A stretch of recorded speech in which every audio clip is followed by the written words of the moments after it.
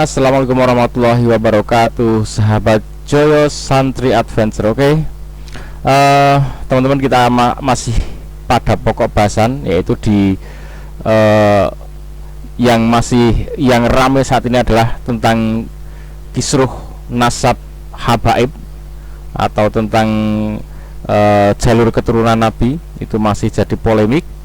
Nah, nanti kita akan lihat memang ada yang menyatakan semua palsu, kemudian ada yang dari habaib sendiri menyatakan bahwa harus verifikasi DNA-nya. Kemudian nanti terakhir saya akan sampaikan bagaimana sih proses atau contoh tes DNA. Dan yang untuk saat ini tes DNA itu sudah ada, bisa dilakukan bahkan secara pribadi perseorangan. Jadi kalau kita mau, aku pengen tes DNA biar tahu saya ini kakek buyut saya, jalur keturunannya saya itu arahnya kemana, dari mana. Nah, itu bisa secara mandiri pribadi. Oke, ikuti terus, kita akan lanjutkan seperti apa saja. Oke, untuk yang pertama ini ada seorang kiai, ulama atau dai lah ya, di sebuah kajian yang mengklaim ya bahwa habaib di Indonesia semua palsu. Ini kalau ini tulisannya ya, tapi isinya sebenarnya tidak murni seperti ini. Kalau dinyatakan semua palsu, sebenarnya itu klaim ungkapan yang salah. Tapi kita coba simak seperti apa yang disampaikan oleh dai ini. Semua habaib di Indonesia ini, Pak, kakek moyangnya itu di sini, di seorang ulama, seorang imam, seorang alim, namanya apa? Ahmad bin Ahmad Al-Muhajir bin Isa. Lah yang diperbankan nanti bahwa kakek moyangnya para habaib yang ada di Indonesia ini itu namanya Ubaidullah. Nah, iya, namanya Ubaidullah. Nah, menurut para ahli nasab yang ditulis dalam beberapa kitab, Ahmad bin Isa itu gak punya anak yang namanya Ubaidullah, sehingga ini yang kemudian menjadi pembicaraan, sehingga akhirnya ada yang mengatakan bahwa nasab Ubaidullah yang kemudian punya anak namanya Alawi, ya, Alawi makanya disebut dengan Alawiyun, ya, dan itu menjadi kakek moyangnya para habaib itu. Ini nasabnya tidak benar. Semua habaib di Indonesia. Oke ya, jadi terputus, istilahnya terputus di satu nasab itu, sehingga kalau terputus dinyatakan enggak, berarti tidak sesuai ya, tidak sesuai jalur nasabnya. Oke, selanjutnya kita simak pernyataan dari Habib Rizik ya, dan ini yang sekarang yang ngaku-ngaku Habib, ngaku-ngaku keturunan Rasulullah luar biasa banyak. Karena di dalam tubuh kami mengalir darah suci kakek kami Rasulullah. Tapi saya minta mereka verifikasi, buktikan nasabnya itu benar. Tapi saya, Bahar bin Smith, adalah salah satu Habib. Kalau mereka yakin nasab mereka benar, ya argumentasi dong, pakai ilmu nasab, pakai ilmu sejarah. Karena kami para anak cucu Rasulullah yang berada di barisan, bukan dengan caci maki, bukan dengan kebencian, tapi dengan data, dengan kitab, dengan argumentasi, dengan bukti. Ana yang duluan mau tes DNA. Jadi kalau Habib palsu ketahuan tuh kalau diperiksa. DNA Nabi kemana, DNA-nya kemana ya ikhwan? Berani nggak tes DNA? Berani nggak tes DNA? Berani nggak tes DNA? Ini sekarang. Baik, yang terakhir itu Kiai Madudin ya. Oke, selanjutnya kita akan lihat seperti apa sih tes DNA, dan itu bisa dilakukan oleh masing-masing pribadi kita. Tapi seperti apa sifatnya itu online dan ke laboratorium ya. Kita simak mas-masnya ini dari channelnya Saisares Novandito.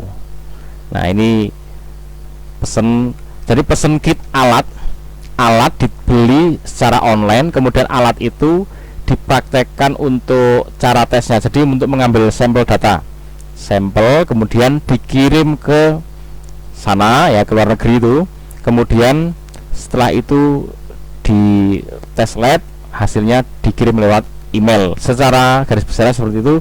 Nah, kita tonton sejenak seperti ini ya prosesnya. Oke, sekarang kayaknya gue langsung mau mulai. Coba aja gue baca dulu si instruction-nya atau cara pakainya.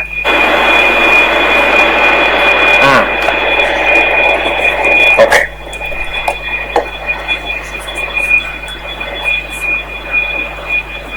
Ya, jadi ini apa namanya, si sticknya ya, swab sticknya kayak gini. Kita bisa buka.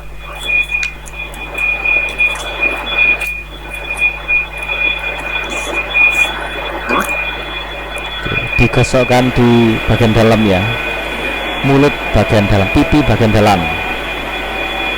Kalau sudah, dimasukkan ke botol sampel. Nah, itu nanti akan dikirim kembali ke laboratorium. Nah, satu lagi digosokkan di pipi bagian kanan, kalau tadi kiri ya. Barusan udah pipi sisi kiri dan sisi kanan, dua-duanya udah di swab. Terus potekan ujungnya itu yang kayak cotton bud itu udah masukin ke vialnya. Nah, selanjutnya kita harus masukin ke kantong. Kantongnya ini udah disediain juga dari sananya, dari paketnya. Nah, caranya ya sempit banget. Oke, masukin ke cotton bud.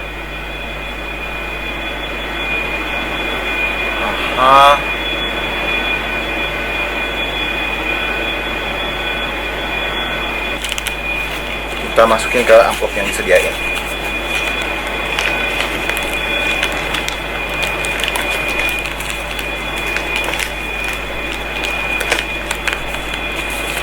Terus kita seal, kita lem.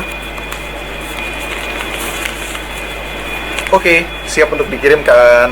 Sekarang saat April 28, hasil tesnya baru keluar itu tanggal 17 Mei. Nah, ini yang cukup lama, hampir berapa tuh, 20 harian? Ya, sekitar segitulah. Oke, jadi kurang lebih kayak gitu ya timeline-nya.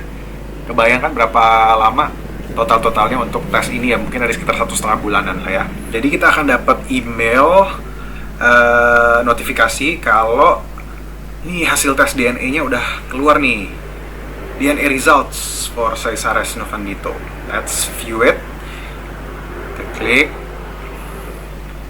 Nyampainya kemudian ke halaman ini. Caesaris ready to explore your ethnicity. Oke.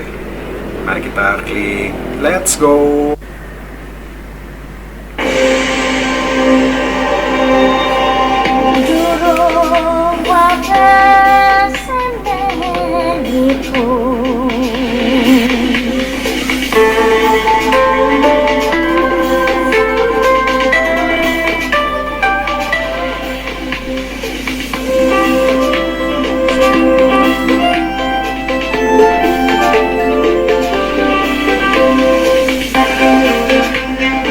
Nah, itu hasilnya.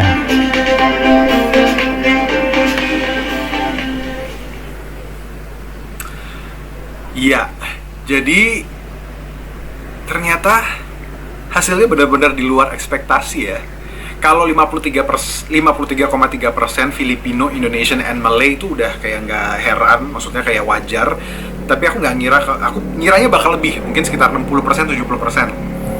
Tapi ada 43,5% Thai and Cambodian ini yang sama sekali di luar, sama sekali nggak kebayang gitu. Thai and Cambodian, wow. Jadi mikir, maksudnya ini dari garis keturunan siapa? Apakah dari keluarga bokap atau nyokap ya justru ya? Mungkin lebih ke nyokap kali ya. Kan ada Bali, Lombok. Mungkin zaman dulunya pernah ada hubungan kekerabatan pada zaman kerajaan-kerajaan Nusantara gitu ya. Bisa jadi, who knows. Tapi ada 1,7% Scandinavian, 1,5% Finnish. Ya kecil banget. I don't know, mungkin ada error atau mungkin juga ada apa ya? Ya pasti. Oke teman-teman, intinya masnya ini setelah dicek ternyata sangat kuat, itu sumber atau jalur nasabnya itu adalah dari Filipina, Indonesia, Malaysia. Nah, berarti kayak Mas ini, kalau misalkan kok beliau ini misalkan kok, oh Habib ini ya ternyata dicek kok seperti ini, berarti nggak ada yang dari unsur Arab, apalagi Quraisy gitu ya. Nah, otomatis kalau seperti ini, misalkan ini sudah dibilang Habib, ini berarti secara nasab tidak jalur ya, tidak sampai pada jalur daerah Arab sana, daerah kelahiran Nabi itu. Jadi seperti ini salah satu contohnya, dan ini dilakukan secara mandiri, pribadi, perorangan. Ini biayanya, kalau mau lihat tonton aja di channelnya beliau ini, biayanya berapa, kemudian secara lengkap di situ. Saya cuma ingin menunjukkan bahwa salah satu prosesnya seperti ini. Oke teman-teman, semoga bermanfaat. Jangan lupa ucapkan alhamdulillah. Assalamualaikum warahmatullahi wabarakatuh.